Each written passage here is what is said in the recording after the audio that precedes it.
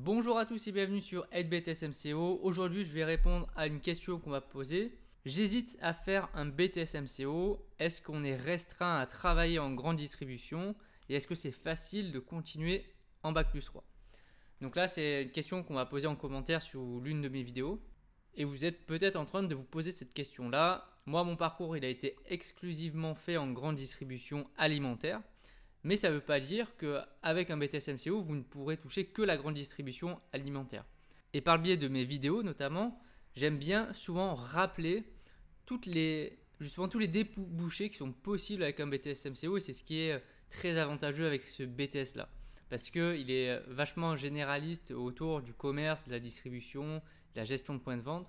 Il est tellement généraliste qu'il permet d'avoir accès à vraiment beaucoup de secteurs en se spécialisant avec une licence pro derrière par exemple, ou en développant son expérience professionnelle. Donc est-ce qu'on est vraiment restreint à travailler en grande distribution? Non, on peut aller vers soit de la grande distribution non alimentaire, donc travailler dans des enseignes de sport, des enseignes de textile, du bricolage, de la décoration.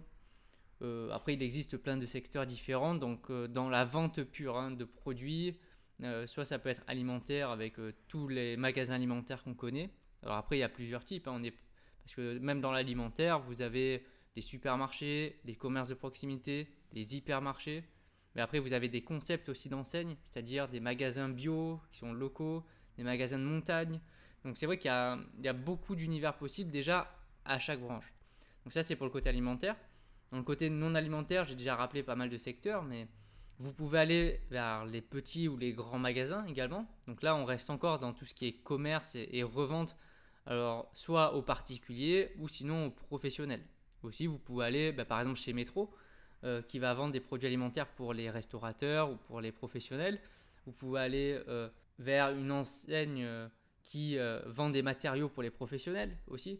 Donc vous n'êtes pas obligé de rester qu'avec une vente aux consommateurs particuliers. Vous pouvez aller aussi vers le professionnel. Donc ça, vous voyez, c'est encore un débouché possible avec le BTS. Donc là, on était resté sur le côté un peu commerce, vente. Après, vous pouvez aller aussi dans toutes les unités commerciales de services. Les agences bancaires, par exemple. Dans la restauration aussi, vous pouvez. Alors pas forcément en cuisine, mais il faut gérer une équipe aussi. Il faut gérer une offre à proposer à ses clients. Donc ça peut être possible d'aller dans ce secteur-là. Aller dans l'hôtellerie aussi, dans des offices de tourisme. Alors, il existe à chaque fois des BTS qui vont permettre de se spécialiser dans un secteur ou un autre. Le BTS MCO permet d'être généraliste et ça permet vraiment d'avoir des portes grandes ouvertes. Et c'est ça qui est vraiment pas mal avec ça. Même si on va dire que, par exemple, pour aller dans une office de tourisme, c'est sûr que la personne qui a un BTS tourisme sera beaucoup plus appréciée qu'une personne qui a un BTS MCO. Mais ça ne veut pas dire que vos portes sont fermées. Après maintenant, je vais répondre à la deuxième partie de question, c'est est-ce que c'est facile de continuer en Bac+3? Donc ça, c'est un peu à l'image de toutes les débouchés possibles qui existent dans les secteurs d'activité actuels pour un BTS MCO. Vous avez vu, c'est très vaste, très varié. Donc pour les poursuites d'études aussi, c'est très vaste et très varié.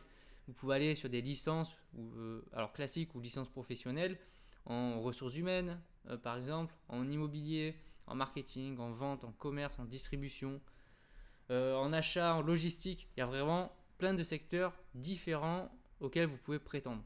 Donc s'il y a autant de secteurs sur lesquels on peut aller, ça veut dire aussi que les débouchés et que les possibilités de continuer en Bac+3 sont réelles et qu'elles sont très sérieuses pour les étudiants qui veulent continuer. Ça sera possible encore plus si vous avez un bon dossier en BTS, donc faites attention à votre dossier scolaire en BTS. C'est pas votre dossier qui va vous donner votre BTS. Par contre, pour la poursuite d'études, ils vont attendre bien sûr que vous ayez validé votre diplôme, mais surtout ils vont regarder aussi votre dossier, les différentes notes que vous avez obtenues tout au long de vos 2 années de BTS. Donc vraiment ne négligez pas cette partie-là en vous disant bon c'est pas grave, l'examen on le passe à la fin de l'année, si je révise juste le dernier jour ça va passer. Vous risquez de vous fermer des portes en faisant ça et ça serait dommage au vu de toutes les opportunités qui peuvent exister avec ce BTS là.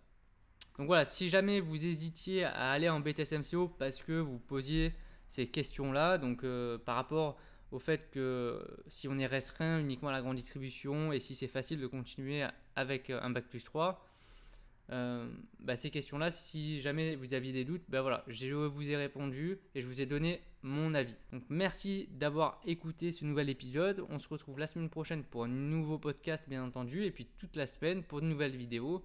N'hésitez pas à me poser vos questions en commentaire et à aller faire un petit tour sur AidBTS-MCO si vous voulez gagner du temps et réussir votre BTS. Merci à tous et à très bientôt. Allez, bye.